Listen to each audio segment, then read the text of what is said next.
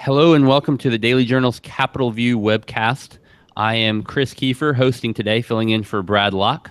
And I'm joined by Daily Journal Capital Bureau Chief Bobby Harrison. We come to you every Monday at around 2 o'clock at djournal.com. You can also see us on the Daily Journal's Facebook page, and we talk about what's going on in Jackson. And I guess this kind of started as an idea to do during the legislative session, but as we learned, there's plenty that happens outside of the legislative session. And so we've kind of become a year-round thing, and there's always news in Jackson. And I guess the last week was a little bit busier than normal with the legislative special session. Bobby, I understand that you guys talked about it a little bit on last week's show, but it was still kind of in the middle of it. And kind of walk us through a little bit of what happened and what didn't happen. Well, yeah, Chris, it was in the very middle of it. At the time, we didn't know whether it was going to be a one-day special session, a two-day special session, or more.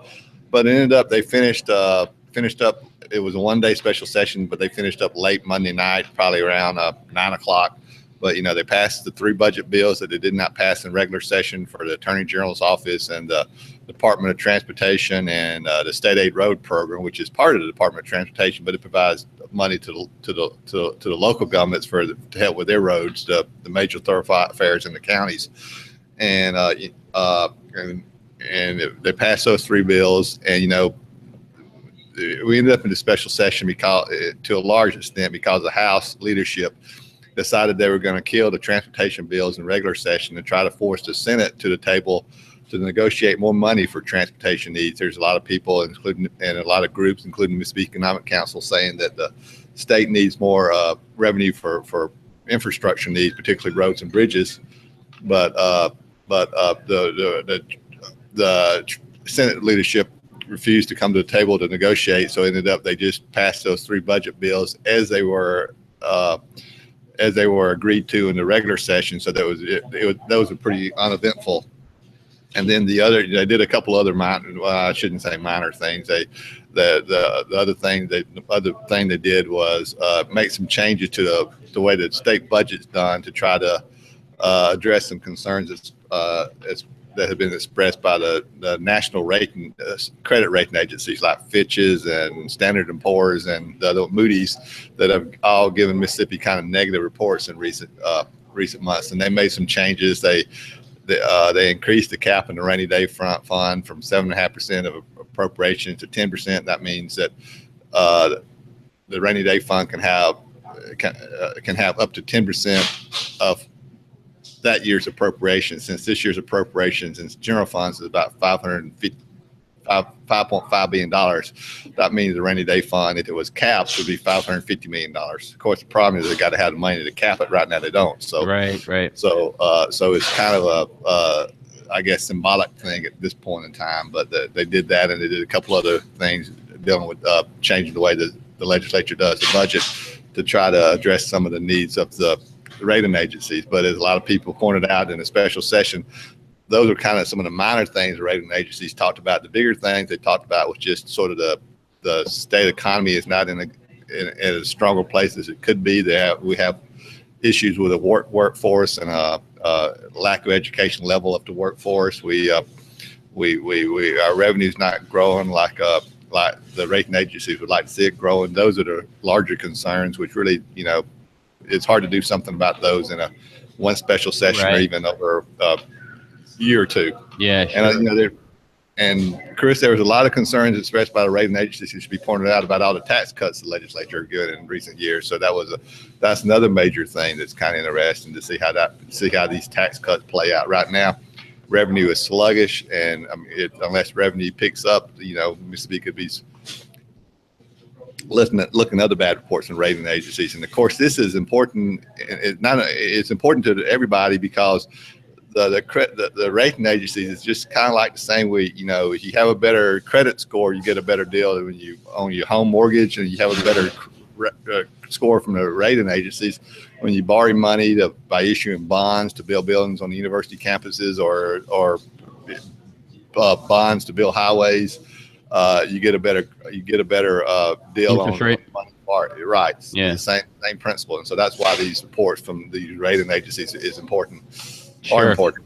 Yeah, and I want to get into a little bit more later. But backing up, looking at the special session, and kind of as you said, besides these kind of minor changes, or I'll ask you in a minute kind of how minor they are, but some of the changes for the rating agencies, really all they did were pass the 3 budgets that they nearly passed in regular session anyway. But in the lead up to the special session, yeah, They made no exactly. change. So I mean, it was kind of a minor special session, but there was so much discussion, going into it about various issues that they could have addressed. There was talk about a lottery, there was talk about having the education spending formula, there was talk about an internet tax to pay for roads and bridges. In the end, none of those issues came up. So kind of talk maybe about some of those more hot button issues and kind of where are we now with those, and maybe the lottery is the first one you kind of look at, because there's been the study committee that's formed, and kind of where do you see that going now? Well, the speaker, who makes no bones about the fact that he opposes the lottery, but he appointed a study committee and to look at it, and so I think the study committee is going to submit a report for the 20 what are we years just go by 2018. And so at that point, we may see some more debate about the lottery. The members on the lottery study committee say they're not going to make a recommendation of whether the state should have a lottery or not have a lottery. They're just going to present the facts, how much money they project the lottery might generate for the state, and other issues involved around the lottery, whether it's a social issue. Some people think the lottery is immoral and hurts, disproportionately takes money away from poor people, and is a form of gambling, which just some people just oppose just for that fact. So all that's going to come out in their report, and then we'll see what happens from there in 2018 session. But there's nothing's going to happen, I don't think, before then. Nothing's going to happen on any of those issues you mentioned before then. Right. Some people are even wondering if there'll ever be a vote on changing the education funding formula. It turned out to be a lot more complicated, I think, than Speaker Gunn and Lieutenant Governor Reeves thought it was when they proposed doing it back during the 2017 regular session. They couldn't get a consensus to do it then, and I don't know if they've gotten any further along down the road in getting that consensus to change the current funding formula, which of course is the Mississippi Adequate Education Program, which provides state funds to local school districts for their basic operation. It's kind of like, I kind of equate it to what President Trump said when he started working with the health care bill. He said health care was so complicated. Who knew that? And I think maybe the speaker and lieutenant governor were in the same boat with the education funding bill. And the other thing you mentioned was the internet sales tax. I don't think anything's going to happen on that maybe until Congress or the federal government acts on that. The Supreme Court has earlier said that a state can't force a company to collect sales tax if they don't have a internet purchases or magazine purchases. They don't have a location within that brick and mortar location within that state, and until that changes, I don't know if the state legislature is going to be able to do anything on that. But it should be pointed out that a lot of internet companies like Amazon are already voluntarily collecting that money for the state. So it's so that the Mississippi is getting some money from from that internet sales tax. And it's right now it's all just going to the general fund, right? I know there was some discussion about redirecting it specifically, earmarking it specifically for roads or bridges. That would have to be taken up at a future date if something like that were to happen. Right. That was one of the suggestions that the House leadership had in dealing with to try to get more money from the going to roads and bridges to get that money, at least a portion of the money that was voluntarily collected by Amazon and those other companies, to go to the road and bridge, particularly to the road and bridges, and not just to the general fund to be spread out amongst all state agencies. But that's not going to happen this year either, it doesn't look like. Bobby, on the education funding formula, and you mentioned the complexity of it, but kind of where are the politics in terms of what is? It's obvious that the speaker and the lieutenant governor are, pushing hard for that. And, lately the speaker and lieutenant governor often get the things that they're pushing hard for. Where has that hit a snag? Is it because of maybe a lot of the districts that have Republican representatives like the formula, and so those superintendents are pulling their lawmakers' arms to keep it as it is, or kind of where is the snag on that? That's correct, and if the speaker and lieutenant governor hired a group called Ed Bill out of New Jersey to make recommendations on how to rewrite the formula. And if you take Ed Bill's recommendations and at face value, they don't.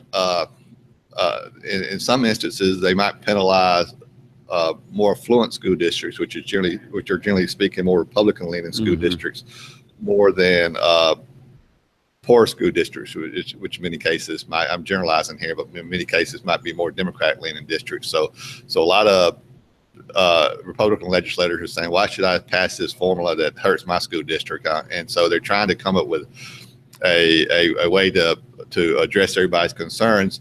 And the big problem they're running into, Chris, is that they're trying to do it.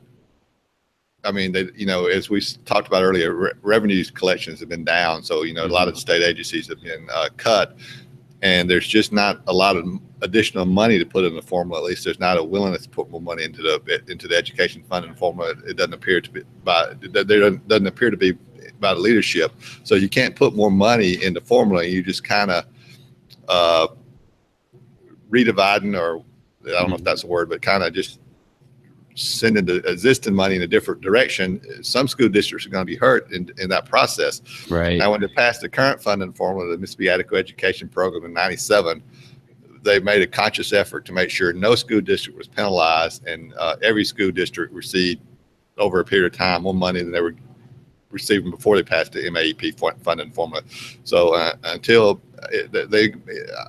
really believe until they're going to be able to do something like that to reach a consensus, and that if they don't have money coming in, they can't do that. In '97 when they passed the MAEP funding formula, we were in one of the rare periods in Mississippi history where revenue was growing by above average amount, and that was because the casino gambling industry was, had been approved or had been created earlier in the decade, and in the casino gambling industry during the first 10 years really took off in the state, and we had periods of double-digit revenue growth, or at least high single percentage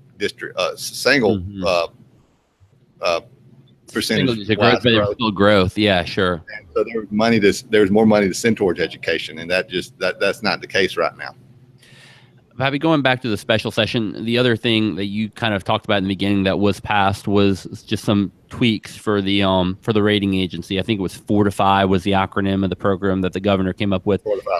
Yeah. You wrote a story, I guess it was leading into the special session, with some concerns that that Senator Hobb Bryan from Amory had, that they were making pretty significant changes without a lot of time to prepare for that. I mean, talk about how big are these changes?